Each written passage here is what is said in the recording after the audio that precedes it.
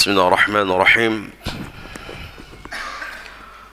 السلام عليكم ورحمة الله وبركاته إن الحمد لله نحمده ونستعينه ونستغفره ونعوذ بالله من شرور أنفسنا وسيئات أعمالنا من يهده الله فلا مضل له ومن يضلله فلا هادي له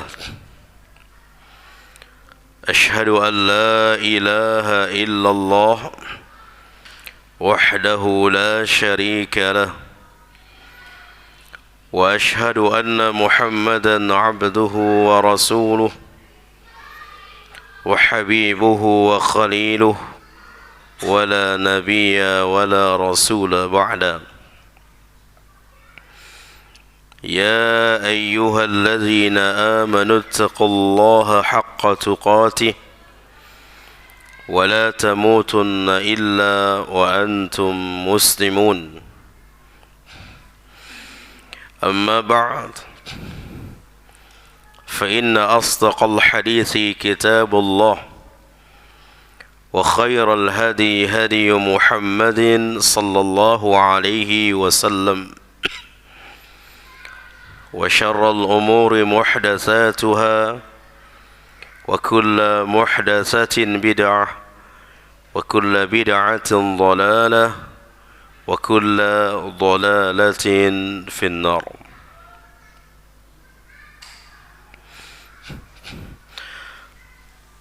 أحبتي في الله رحمني ورحمكم الله.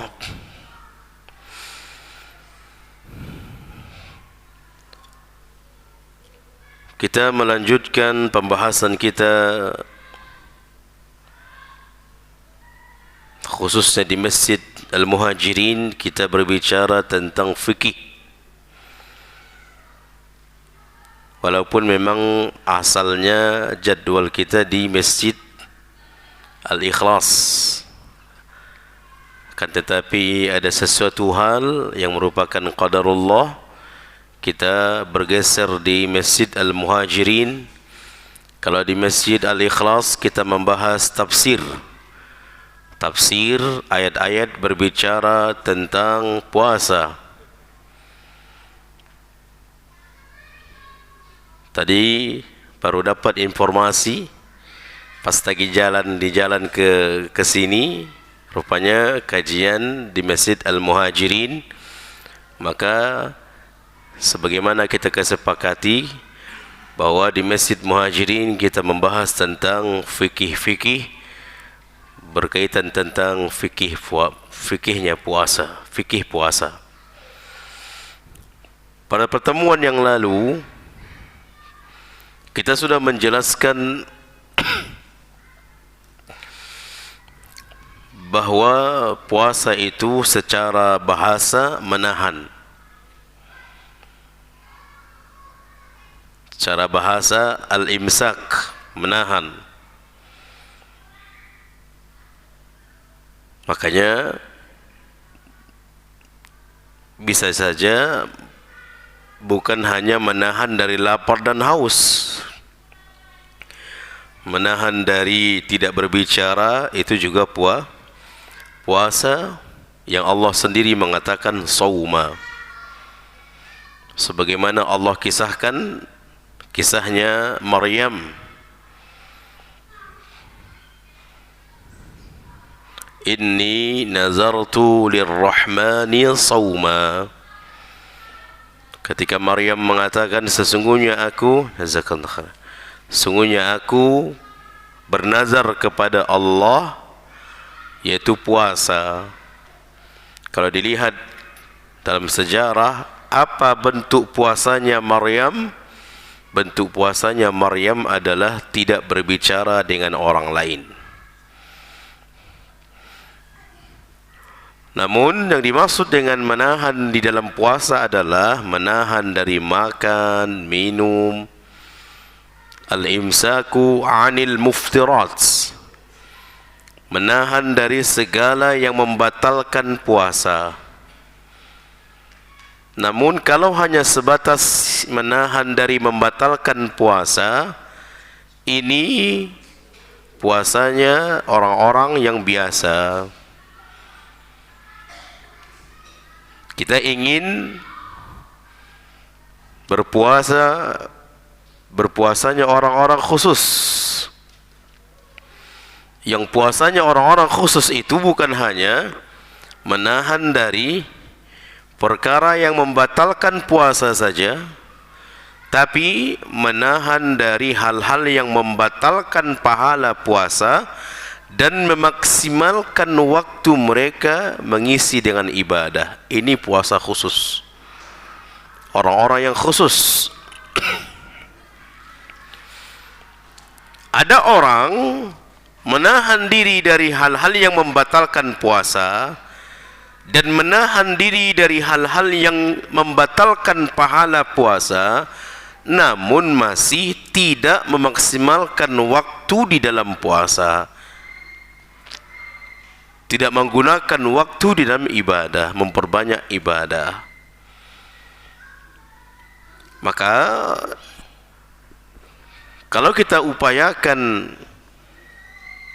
selain dari kita menahan diri dari membatalkan puasa, kita juga menahan diri dari hal-hal yang membatalkan pahala puasa, dan kita juga memaksimalkan waktu-waktu kita, menjaga waktu-waktu kita gunakan di dalam ibadah kepada Allah, sehingga benar-benar sempurna di dalam puasa kita. Makanya para ulama dahulu mengurangi berjumpa dengan orang lain, mengurangi berkomunikasi dengan orang lain,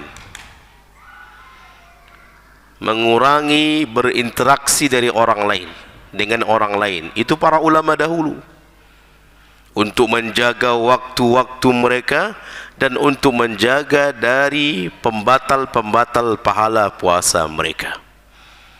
Karena jelas hadisnya, kata Nabi SAW, "Man lam yada' qawla az-zur wal 'amal bih wal jahl falaysa lillahi hajah fi an yada' ta'amahu wa syarabahu."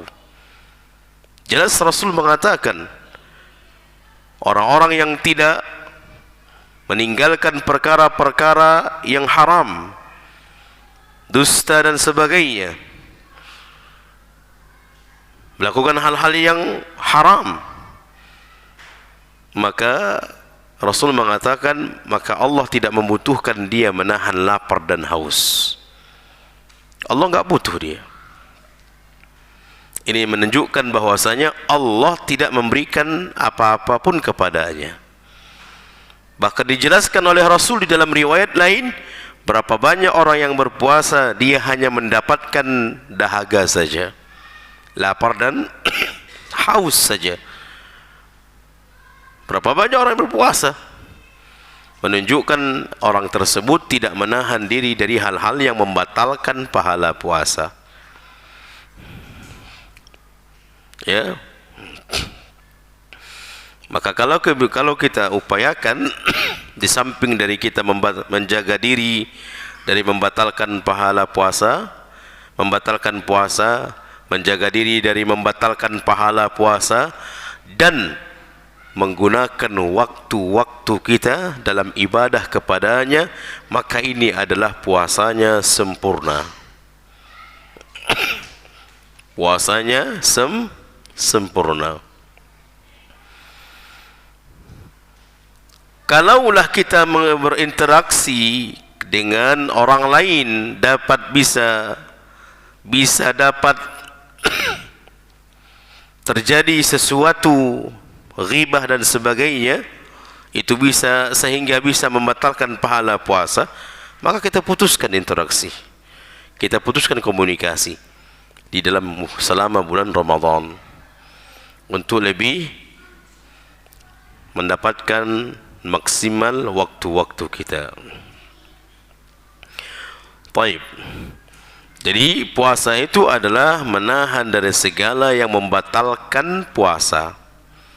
Dan kemarin kita sudah sampaikan apa saja yang membatalkan puasa, sudah kita sampaikan. Dan kita menahan itu semuanya bin niyah at-ta'abbud lillah, dengan niat ibadah kepadanya. Jadi menahan diri dari makan, menahan diri dari minum, menahan diri dari berhubungan dengan istri, itu kita niatkan menahan diri dari segala-segala itu tersebut adalah at-ta'abbud lillah, untuk beribadah karena Allah. Jadi bukan yang lain, tapi untuk niat ta'abbud lillah. Mulai kapan kita menahan itu? Min tulu'il fajri ila ghurubis syams, mulai dari terbitnya fajar shadiq sampai kepada tenggelamnya matahari. Inilah disebut dengan definisi puasa.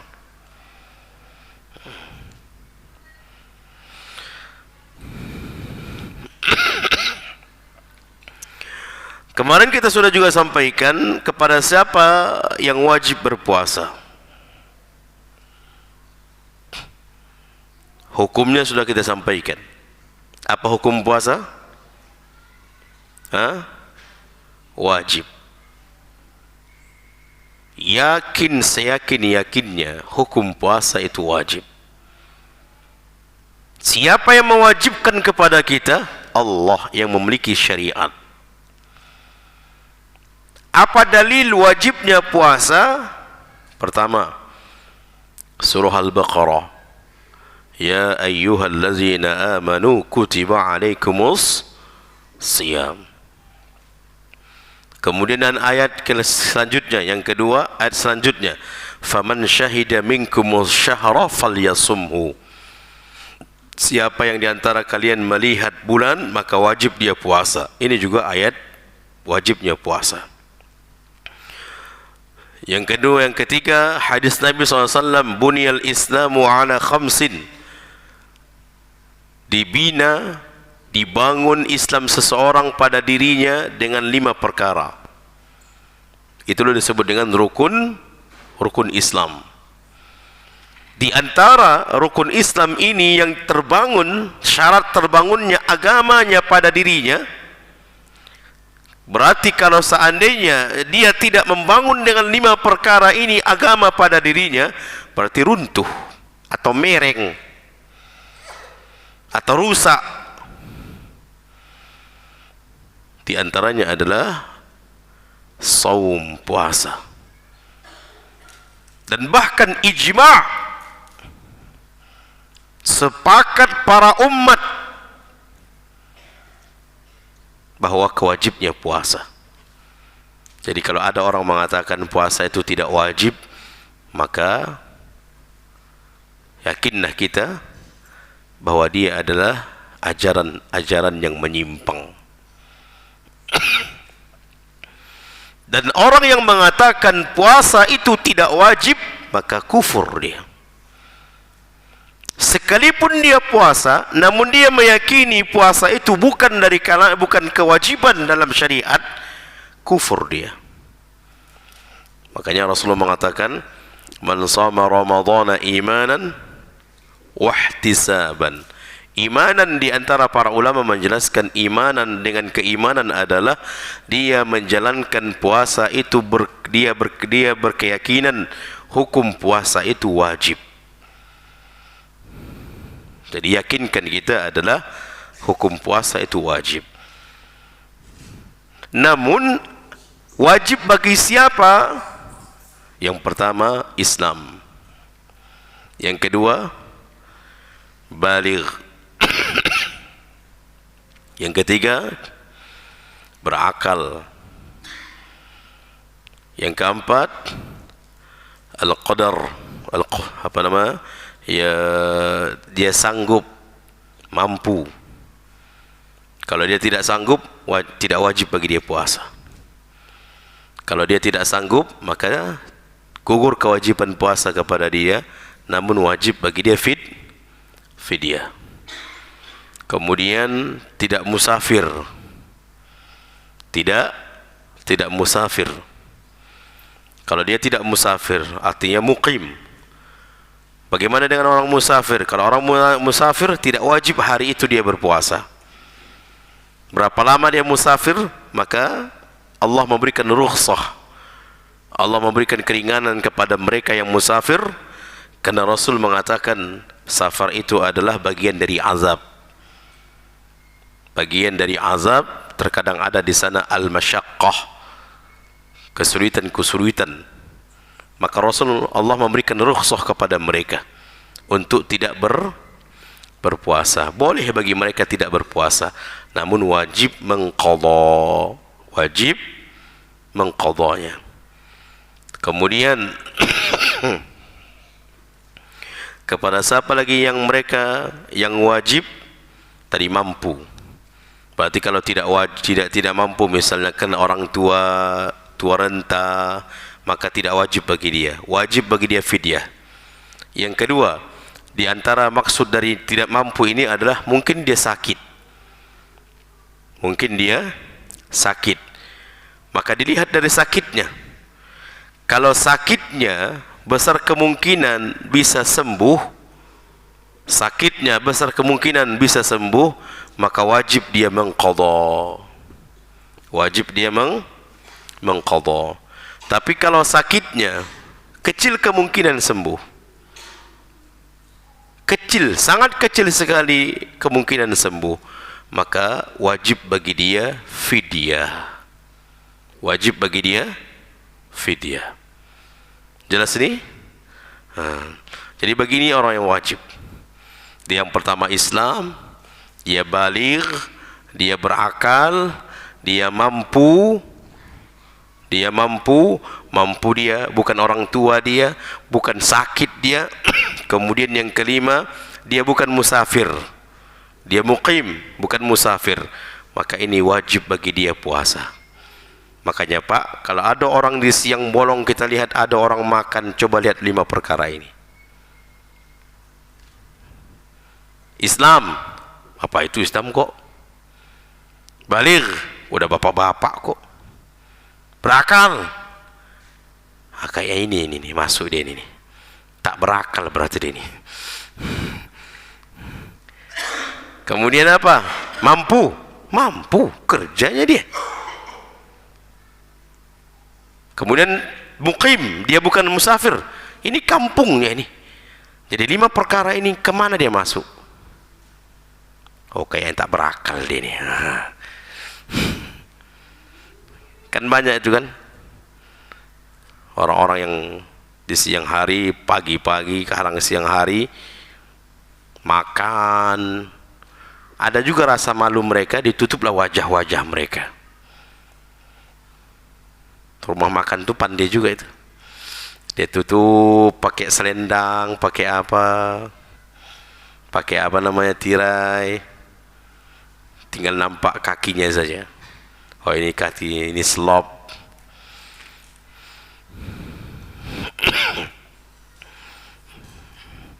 Kenapa ikhwani?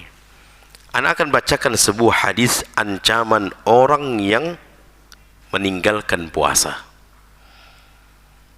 Ancamannya dahsyat sekali.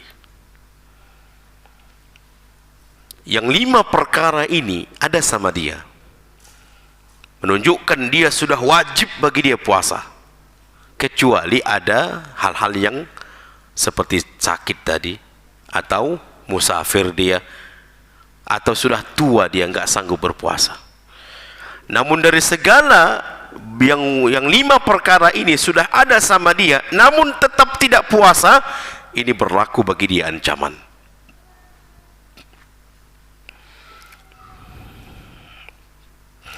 Disebutkan dalam sebuah hadis, isnaduhu sahih atau hasan, dengan sanad yang sahih atau hasan.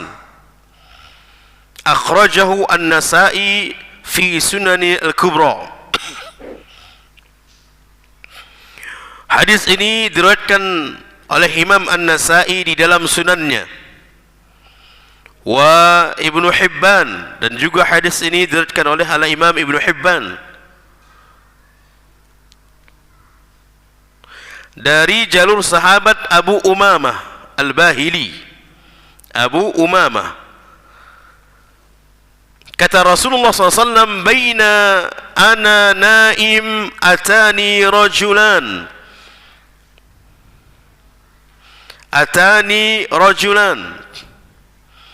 Kata Rasul, ketika aku sedang tidur, lalu aku bermimpi. Mimpi Rasul wahyu atau tidak? Wahyu. Atani rajulan.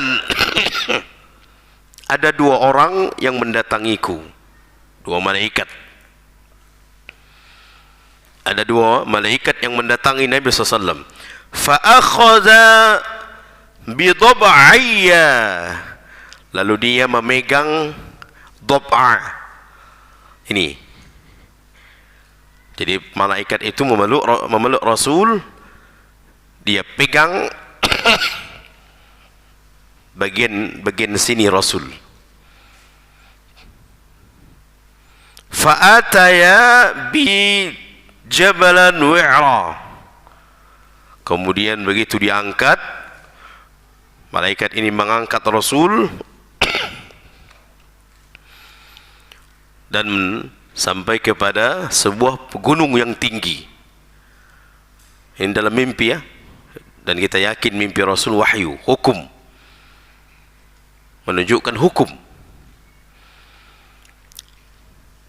Rasul dibawa sampai kepada sebuah gunung yang tinggi.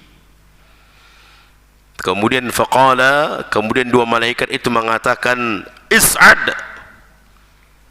wahai Muhammad, naik ke atas, daki gunung ini. Is'ad, daki gunung. Faqultu inni la utiquhu.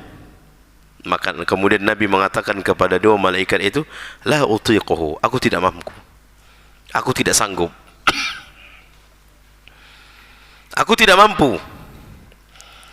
Faqala, kemudian kedua malaikat itu mengatakan, inna sanusahhiluhu laka, akan kami bantu, akan kami mudahkan. Naiklah, daki gunung tersebut. Fasa'idtu, maka Rasul pun mendaki gunung tersebut, naik ke atas. Hatta idza kuntu fi sawa'il jabal, sampai Nabi itu ke atas puncaknya gunung.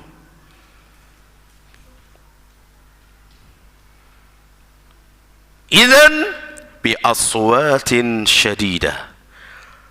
Namun ketika Nabi itu berada di atas puncaknya gunung, berada di atas gunung yang tinggi tadi, Nabi mendengar suara rintihan orang yang sedang kesakitan, suara raungan orang yang sedang kesakitan. Qultu ma hadhil aswat. Lalu Rasul bertanya kepada malaikat tersebut, ma hadhil aswat, ini suara apa ini?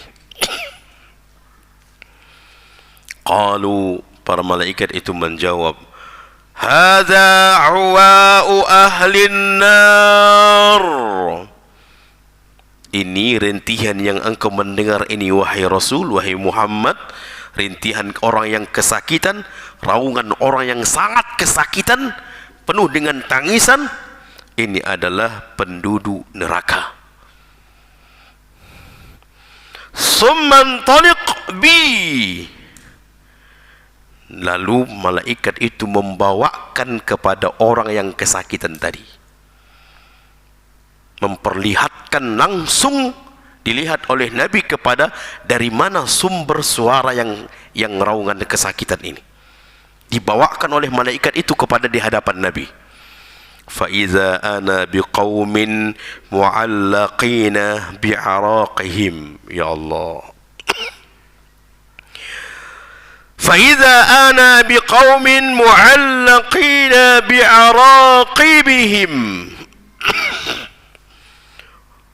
Ternyata saya melihat orang-orang yang sedang digantung kakinya. Jadi dari sini sumber suara itu, yang kesakitan, yang menangis, meraung, penuh dengan tangisan, menahan rasa sakit, yang sakit-sakit dahsyatnya. Nah, saya melihat ada orang yang digantung kakinya, dalam posisi kakinya di atas, dan digantung bukan dengan tali. Musyaqqatun ashdaquhum, digantung kakinya bukan dengan tali, tapi dengan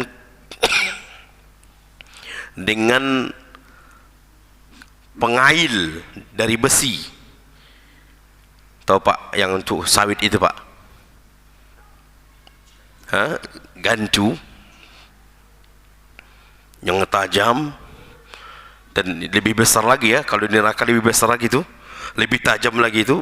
Dari situ kita ingin memahami lebih mudah, seperti gancu tersebut yang runci, yang tajam, itu ditusukkan ke araq itu, ini di bawah mata, di belakang mata kaki kan ada yang lembut nih, ada urat ya Pak. Di belakang mata kaki kan ada lembut tuh, urat. Disitulah ditusukkan gancu tersebut. Begitu dimasukkan, ditusukkan, lalu digantungkan. Jadi dia tergantung dengan besi yang ditusukkan di daerah di belakang mata kaki. Lembut nggak itu Pak? Daerah itu lembut nggak? Lembut. Di situ ditusukkan. Sakit? Dahsyat. Cukup? La. Ini mulut.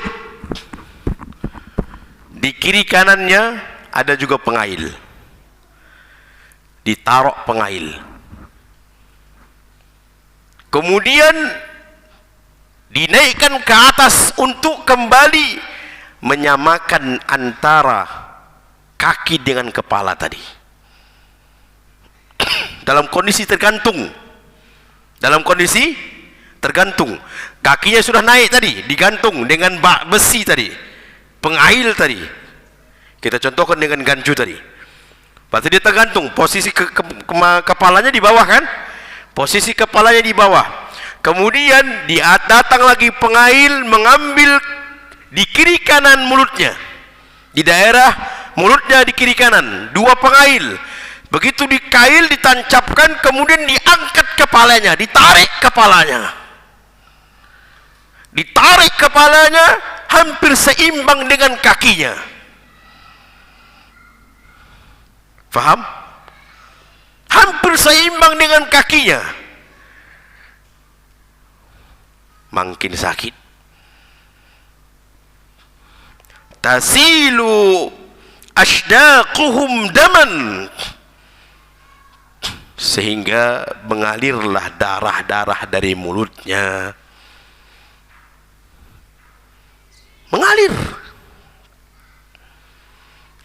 Mengalirlah darah-darah dari kakinya.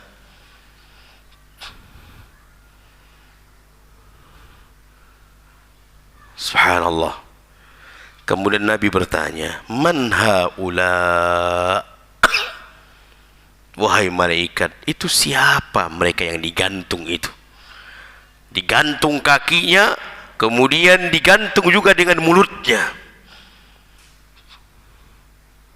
Jadi posisi dia itu Pak, subhanallah, dia berarti pinggangnya ini terlempit nggak nih?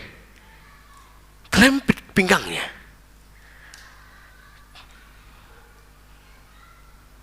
Na'udzubillah. Man haula, siapa mereka?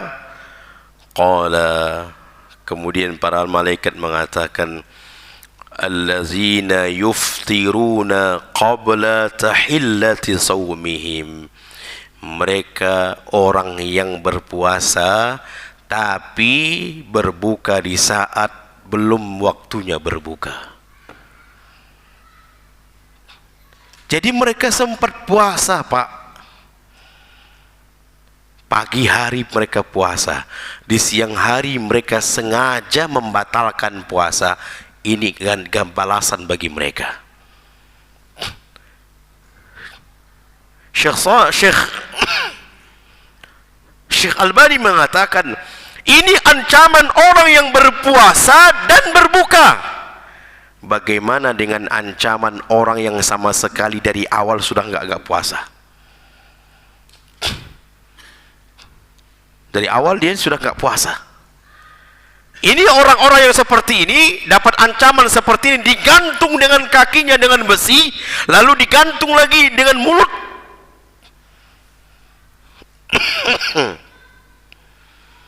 Itu mereka siapa? Mereka adalah orang yang awalnya berpuasa, sahur ikut bersama istrinya, anak-anaknya sahur. Begitu pagi hari jam 10 masih puasa, jam 12 masih puasa, jam 1, jam 2 berniat dia, batalkanlah. Dan dia membatalkan puasa itu tidak ada uzur. Memang betul-betul nggak mau puasa, nggak mau sakit, nggak mau menahan lapar, nggak mau. Dibatalkannya, ini mereka ancamannya. Kata Syekh Albani, ini ancaman orang yang berpuasa lalu berbuka di waktu yang bukan berbuka puasa. Bagaimana dengan orang sama sekali tak sahur, tak puasa? Memang nggak ada niat untuk puasa, maka lebih dahsyat lagi ancamannya. Jadi bukan sembarangan meninggalkan puasa tersebut. Faham ini Pak? Hah? Baik. Kemudian kita masuk kepada udah azan? Baik. Masuk kita kepada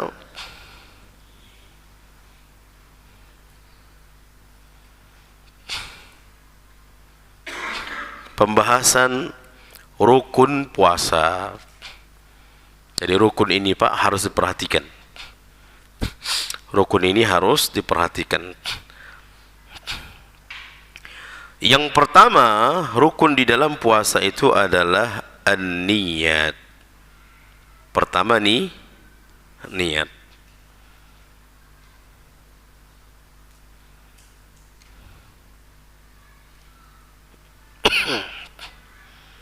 Yang pertama adalah niat.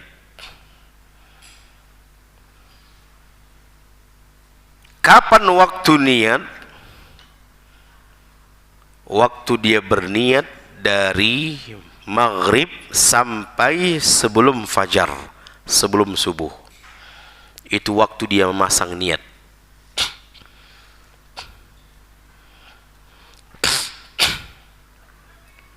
Itu waktu dia memasang niat. Jadi kalau ada orang memasang niat puasa Ramadan setelah subuh, tidak sah puasanya. Apalagi itu merupakan rukun di dalam puasa. Berbeda dengan puasa sunnah. Jadi kalau dia puasa wajib, puasa Ramadan, puasa nazar, kalau ada puasa bayar hutang, ini kan puasa wajib. Dia wajib dia rukunnya adalah niat. dan waktu dia berniat dari maghrib sampai sebelum azan subuh. Sebelum azan subuh, ini waktu dia berniat, memasang niat. Kalau ada dia memasang niat setelah fajar, setelah waktu subuh, maka tidak sah, kecuali puasa-puasa sunnah. Sebagaimana Rasul bertanya kepada istri-istrinya di pagi hari, apakah ada makanan untuk sarapan pagi ini? Para istri menjawab, tidak ada ya Rasulullah. Kalau begitu aku puasa. Kata para ulama, kenapa Nabi bertanya tentang makanan, tentang makanan? Berarti menunjukkan Nabi dari awal tidak berniat untuk berpuasa. Kalau Nabi berniat sudah dari puasa, nggak mungkin dia bertanya makanan. Jadi niatnya berarti kalau Nabi bertanya tentang ada nggak makanan hari ini, pagi ini, menunjukkan Nabi itu memang tak ada niat untuk puasa. Lalu dijawab oleh istri-istrinya, tidak ada ya Rasulullah. Barulah Rasul memasang niat, kalau begitu saya puasa. Ini adalah puasa sunnah. Karena memang lebih bagus dia puasa daripada tidak puasa, padahal makanan tak ada. Makanan tidak ada. Bagus dia niat puasa karena mendapatkan pahala. Toh walaupun dia tak puasa, tak ada juga makanan. Enggak ada juga makanan. Ini juga boleh, bisa nih metode kita tanamkan kepada anak-anak yang sudah sampai kepada wajib tapi tak mau puasa. Sudah balik dia tapi tak puasa, kau usah siapkan makanan. Antum fulan, nah wajib bagi anda sudah puasa, sudah balik. Kalaupun anda tidak puasa, antum tidak puasa, percuma, kami nggak mau memasak. Akhirnya ya juga kan. Bagus dan niatkan puasa supaya mendapat pahala.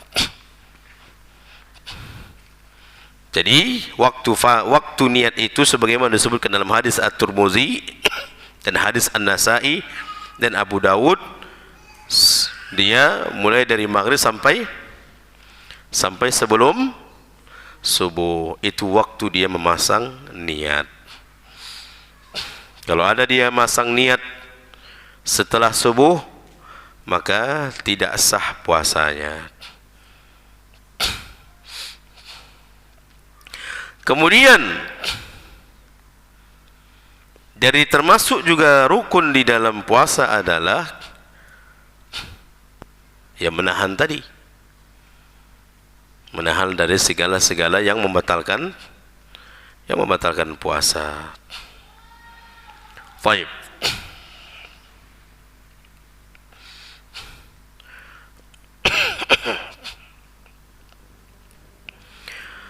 Kemudian ikhwani wal akhwati fid din rahimani wa rahimakumullah, ada beberapa sunnah di dalam puasa. Jadi sunnah-sunnah di dalam puasa. Yang pertama, sunnah-sunnah di dalam puasa adalah sahur.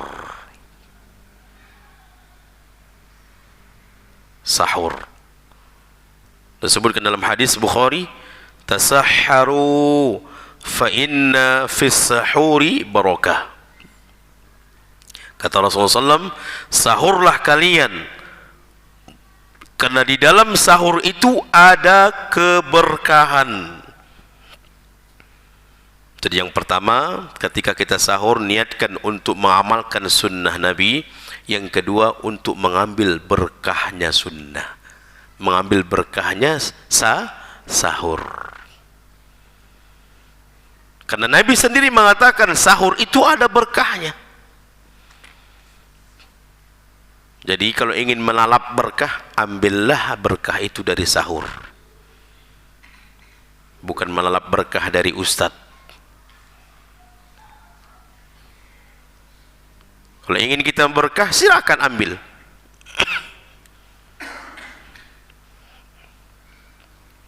Bahkan Nabi menganjurkan Dan di dalam anjurannya sampai membedakan antara puasanya muslim dengan ahlul kitab. Nabi mengatakan faslu ma baina siyamina wa siyami ahlil kitab aklatus sahur. Perbedaan dengan puasa kita muslim dengan puasa ahlul kitab. Siapa ahlul kitab? Yahudi dan Nasrani. Perbedaan puasa kita umat Islam dengan ahlul kitab, kata Rasul, akalatus sahur, ada pada sahur. Menunjukkan ahlul kitab mereka enggak ada sahurnya. Mereka enggak ada sahurnya. Ini menunjukkan, ditegaskan. Jadi walaupun dia sunnah, tapi sangat ditegaskan oleh Nabi. Kalau bisa kita jadi manfaat dari sahur itu pertama sunnah Nabi. Yang kedua ada berkahnya. Yang ketiga untuk menyelisihi ahlul kitab. Menyelisihi ahlul kitab wajib. Menyelisihi mereka wajib. Harus. Lalu kita meniatkan di dalam sahur itu, ya Allah, aku ingin ini mengamalkan sunnah Nabi-Mu. Yang kedua mengambil keberkahan dari sahur ini atas sunnah atau atas ucapan Rasul-Mu. Yang ketiga, aku ingin menyelisihi Yahudi dan Nasrani. Jadi bukan hanya sunnah begitu saja. Bahkan di antara termasuk orang yang masih berada di atas kebaikan, dia menghidupkan sahur, mempercepat berbuka. Termasuk orang yang berada di atas kebaikan, mengambil sahur dan mempercepat berbuka. Jadi kalau kita malas-malas sahur atau enggak masih kenyang, minimal kita minum air putih, minimal. Lalu kita ngambil, kita niatkan untuk sahur. Faham ini, ikhwan? Azan? Taib. Kita azan dulu. Kita salat isya dulu. InsyaAllah ba'da isya kita lanjut sebentar lagi. Wa sallallahu ala nabiyina Muhammadin wa ala alihi wa sahbihi ajma'in. Wassalamualaikum warahmatullahi wabarakatuh. Bismillahirrahmanirrahim. Assalamualaikum warahmatullahi wabarakatuh. Alhamdulillahi rabbil alamin. والعاقبة للمتقين ولا عدوان إلا على الظالمين والصلاة والسلام على أشرف الأنبياء والمرسلين وعلى آله وأصحابه أجمعين. Ikhwani wal akhwati fid din,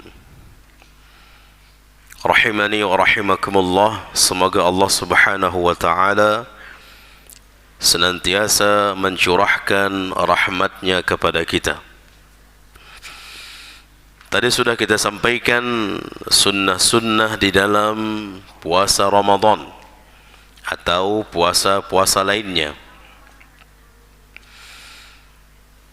Terkadang kita mendengar kalimat sunnah kan cuman sunnah, kan cuman sunnah. Ini ucapan orang yang tidak ngaji, ikhwan.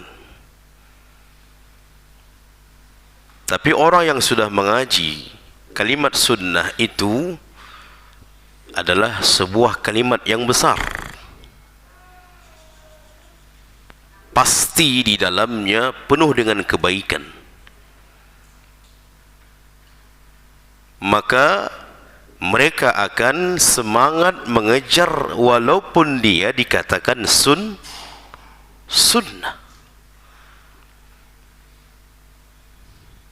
Maka mereka akan mengejarnya, mereka akan semangat di dalam mengamalkannya.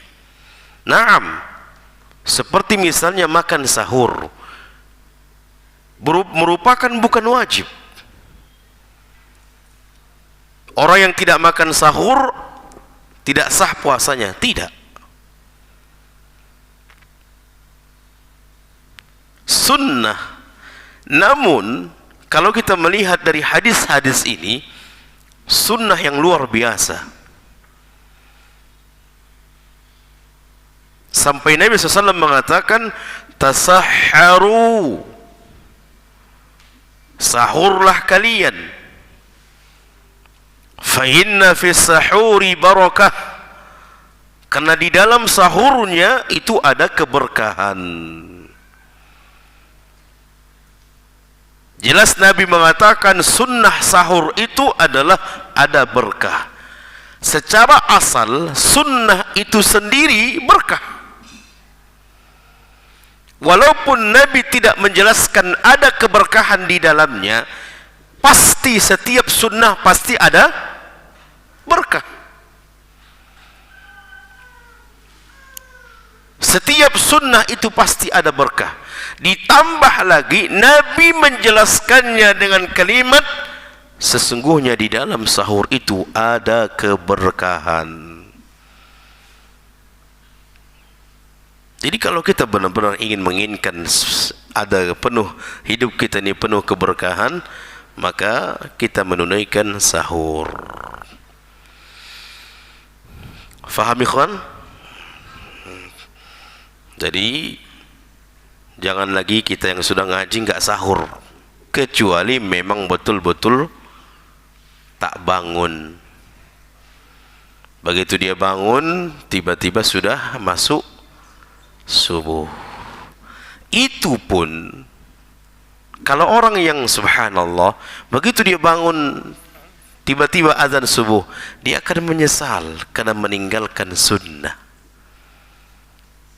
Dia akan menyesal karena meninggalkan, bukan meninggalkan namanya ya, karena dia tidak sengaja memang untuk meninggalkannya, luput dari sunnah darinya. Begitu dibangun azan, ya Allah, ada satu sunnah yang terlewati, ada penyesalan. Kalau ada penyesalan, insya Allah malam berikutnya pun dia berusaha. Malam berikutnya pun dia berusaha supaya dia mendapatkan sahur. Tapi kalau tidak ada penyesalan, udahlah sunnah kok.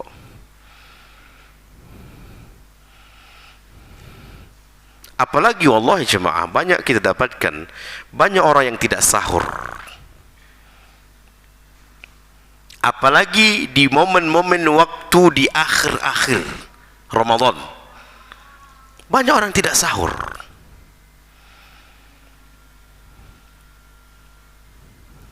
Maka jangan sampai terjadi ini kepada kita yang sudah mengaji.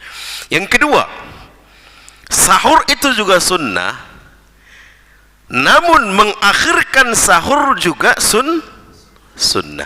Mana lebih berat? Sahurnya berat, mengakhirkan sahur lebih berat bagi orang yang awam, lebih berat. Padahal lebih ringan, lebih mudah sebenarnya. Kenapa? Apa alasan mereka mengakhirkan sahur? Mereka tidak mengakhirkan sahur karena katanya takut terlambat. Apalagi ada yang namanya imsak. Sehingga banyak di antara mereka yang sahur jam berapa? Jam 3. Jam 3 udah bangun masak. Bahkan ada sampai jam 4 itu sudah selesai semua. tidur lagi. Jam 4 sudah sahur selesai semua, tidur lagi.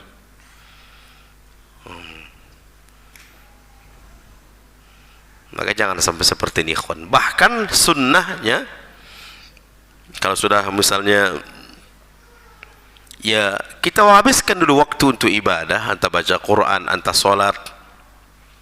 Udah siap makanan ini, udah siap. Habiskan waktu untuk ibadah. Jam 4 sampai jam tengah 5 kita aja, yuk dek sahur. Sampai jam tengah 5 kita baru sahur. Kenapa mengakhirkan sunnah, mengakhirkan sahur itu adalah perbuatan Rasul sallallahu alaihi wasallam. Perbuatan Rasul, dan perbuatan Rasul adalah bagian dari sunnah Nabi sallallahu alaihi wasallam.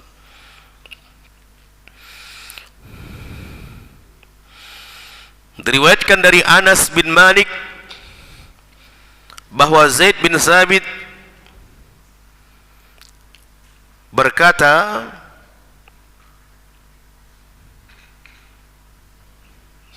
jadi yang menceritakan ini Anas bin Malik, yang kasusnya adalah Zaid bin Sabit radhiyallahu anhuma.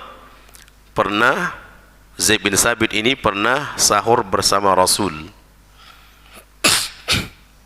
Tasaharna ma'a Rasulillah sallallahu alaihi wasallam, summa qumna ila salah.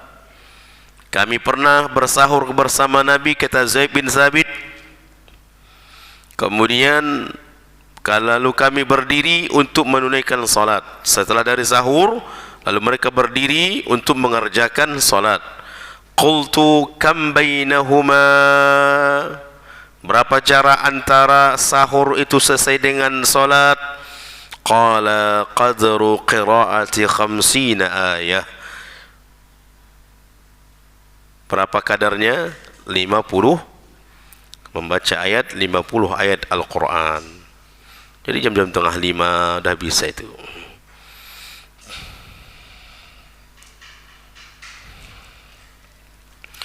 Bahkan juga disebutkan oleh sebagian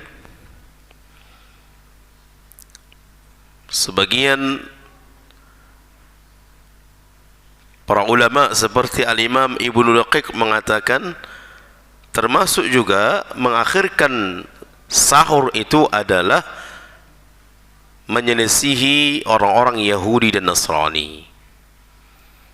Mengakhirkan sahur itu juga menyelisihi orang-orang kafir. Kemudian juga termasuk bagian dari sunnah di dalam puasa yang keberapa? Pertama tadi sahur, yang kedua mengakhirkan sahur, yang ketiga menyegerakan berbuka. Menyegerakan berbuka. Jadi begitu masuk berbuka, entah itu ya apa tanda-tandanya sudah sampai waktu berbuka, segerakan langsung berbuka. Jangan ditunggu-tunggu lagi. Langsung segerakan. Kenapa? Karena disebutkan oleh Rasul di dalam hadis Bukhari, la yazalun nasu bi khairin ma ajjalu al-fitra. Manusia itu masih berada di atas kebaikan. Manusia itu yang ada di zaman tersebut masih berada di atas kebaikan jika ma'ajjalu al-fitr, jika masih mereka mempercepat berbuka. Jadi menunjukkan, ikhwani, hadis ini menunjukkan mempercepat berbuka. Manusia yang mempercepat berbuka masih berada di atas kebaikan. menunjukkan kalau orang melupakan ini atau meninggalkan sunnah ini, berarti mereka sudah tidak ada di atas kebaikan. Dari sebuah tanda ini umat ini baik atau tidak, desa kita ini orang baik atau tidak, keluarga kita ini orang baik atau tidak. Apa patokannya? Di antaranya adalah bagaimana sikap mereka ketika berbuka puasa. Sepele enggak itu, kawan? Berbuka puasa, mempercepat buka puasa, sepele. Namun itu menunjukkan masih orang terbaik, berada di atas orang terbaik.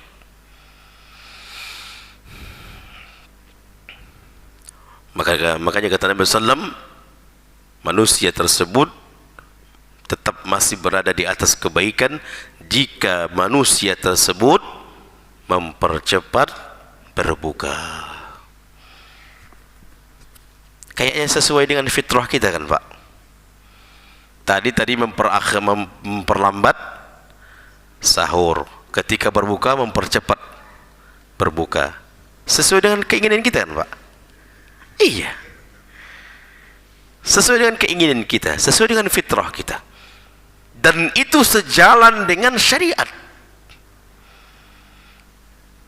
sesuai dengan keinginan kita. Lambat sahurnya, cepat berbukanya.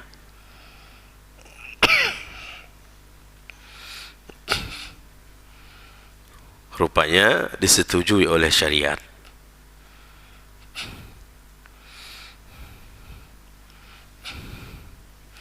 Kemudian yang berapa? Ini sudah malam atau mana? Masih sadarnya kita ini? Tentang 9 sudah ya. Yang keempat, berdoa. Berdoa. Terkadang ini yang banyak kita yang lalai. Alhamdulillah, anda lihat terkadang ketika berbuka bersama di Masjid Umar itu banyak anda lihat ikhwan-ikhwan itu belum berbuka, saat ingin berbuka mereka angkat tangan, berdoa mereka. Dan ini sunnah. Bahkan di sana ada sebuah rekomendasi, sebuah pernyataan yang menyatakan itu adalah Rasul. Kata Rasulullah SAW dalam sebuah hadis Al-Imam At-Tirmidzi, salasah la turaddu da'watuhum, ada 3 yang tidak akan tertolak doanya. Ada 3 kondisi yang tidak tertolak doanya. Yang pertama, al-imamul adil, imam yang adil, pemimpin yang adil, tidak tertolak doanya. Was-saimu hina yuftir, was-saimu hina yuftir, orang yang berbuka, hendak berbuka, di situ dia berdoa. Orang yang berbuka, orang yang puasa, orang yang berpuasa hendak berbuka, di situ dia berdoa. Di situ waktu tidak tertolak doa. Wa da'watul mazlum, yang ketiga doanya orang yang terzalimi tidak tertolak. Jadi kita upayakan sebelum berbuka itu, kita mungkin sudah di depan, makanan kita sudah di depan, lalu kita meminta kepada Allah. Dan upayakan ikhwan di dalam doa kita di dalam Ramadan ini, terlebih khususnya misalnya di waktu-waktu hendak berbuka, doalah untuk agama kita atau akhirat kita. Ya, doakan untuk agama kita, agama keluarga kita, akhirat kita, akhirat keluarga kita.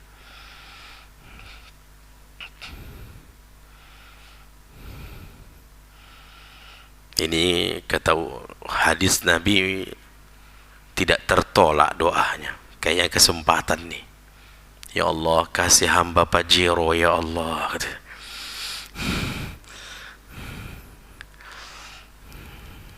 Jangan.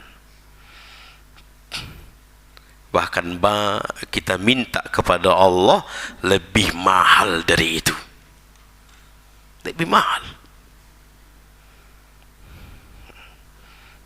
Terlebih ketika kita hendak berbuka, ya Allah, berikanlah hamba ganjaran dari puasa ini sempurna.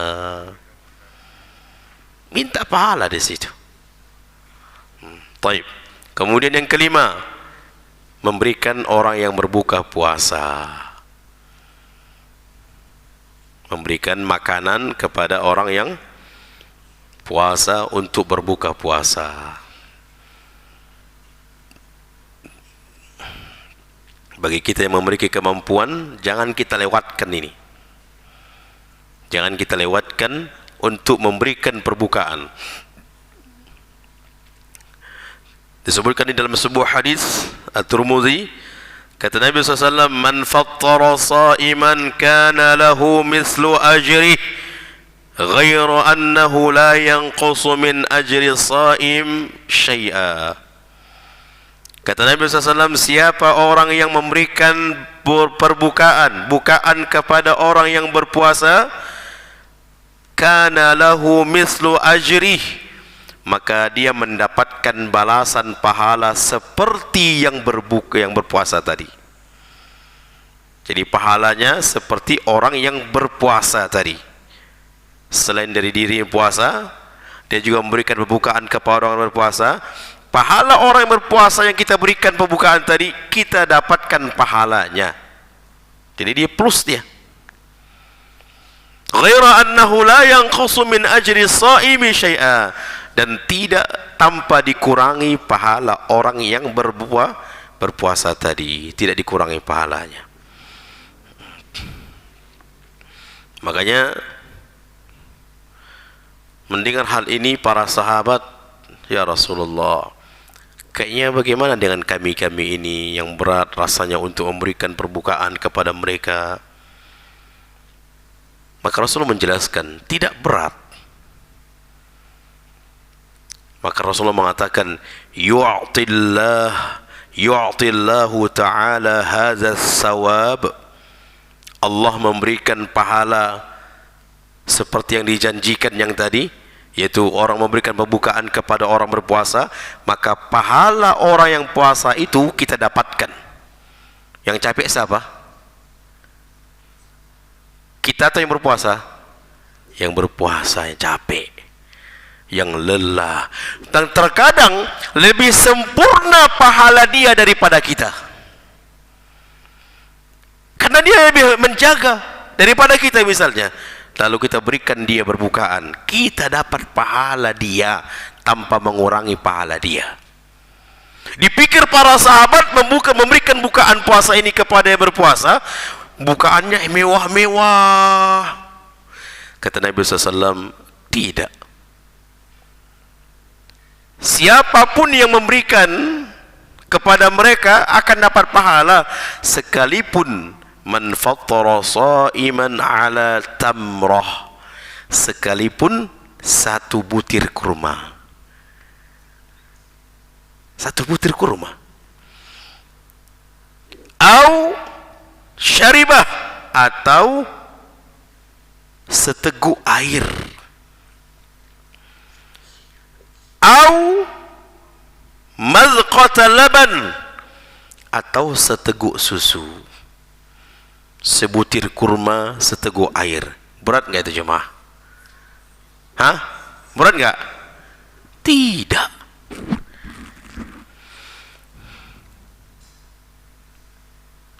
Allah ikhwani, ini kesempatan kita. Makanya kita buat, misalnya ada acara berbuka, bilangkan sama panitia, bilangkan sama ikhwan, untuk air minum jangan ada yang mengkasih, aku yang mengkasih. Berapa loh satu kotak itu, ikhwan?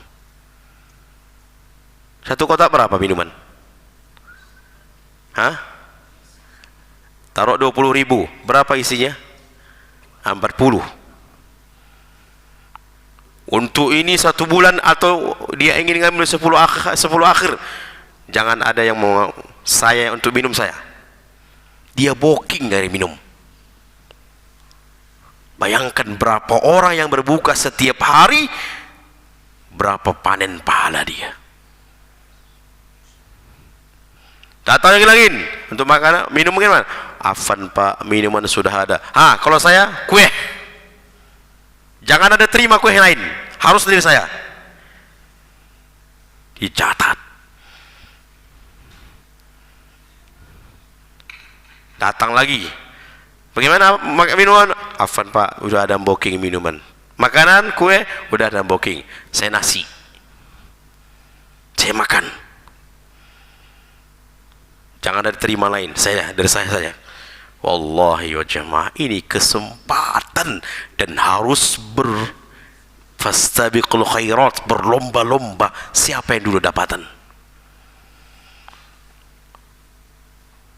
Kurma sudah ada? Belum? Jangan ada terima kurma, saya ke rumah.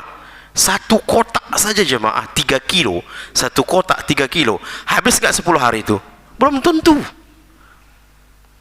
1 kotak itu kalau sukari, ya harganya mungkin 155.000, 180.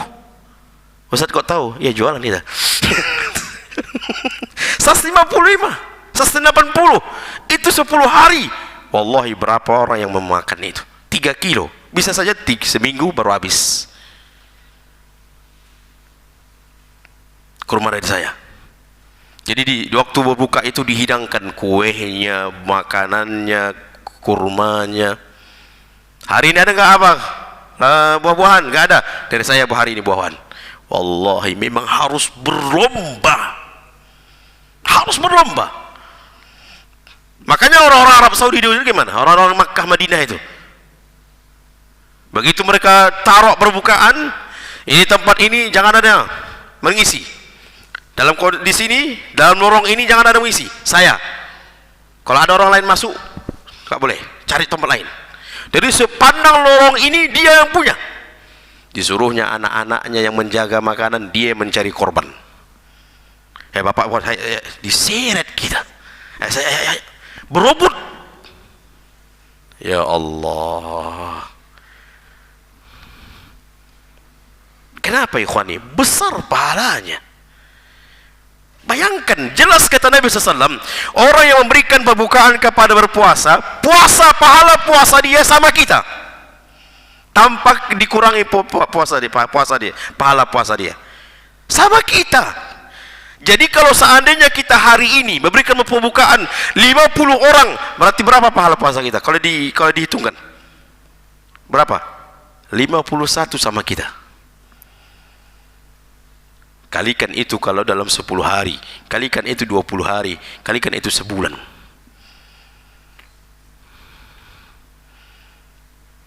Tidak berat-berat. Sampai kata Nabi SAW, saat seteguk air pun kalau kita berikan, dapat pahala dia. Sebutir kurma pun kalau kita berikan, dapat pahala, sempurna dia. Berapalah modal itu? Makanya kita benar-benar bersungguh-sungguh, benar-benar untuk mencari pahala-pahala seperti ini. Ya Pak? Paham ini Pak? Jadi kita memang harus benar-benar berusaha atau benar-benar berlomba-lomba. Booking yang minuman. Jadi kalau ada orang kasih minuman, oh maaf Pak, tempat lain, ini sudah ada booking. Gak enak nanti Pak kalau masuk diterima yang lain. Tapi benar-benar. Taib. Anda rasa sampai sini dapat kita sampaikan. InsyaAllah pada pertemuan akan kapan Allah takdirkan kita kembali membahas tentang fikih-fikih ini. InsyaAllah. Dan InsyaAllah kita besok malam di Masjid mana Pak? Masjid Al-Ikhlas kita kembali membahas tentang tafsir surah-surah ayat yang berhubungan dengan puasa Ramadan, insyaallah besok malam di Masjid Al-Ikhlas. Ini saja, mudah-mudahan bermanfaat. Kita tutup dengan doa kafaratul majlis. Subhanakallahumma bihamdika asyhadu an la ilaha illa anta astaghfiruka wa atubu ilaik. Akhiru da'wana anil hamdulillahi rabbil alamin. Wassalamualaikum warahmatullahi wabarakatuh.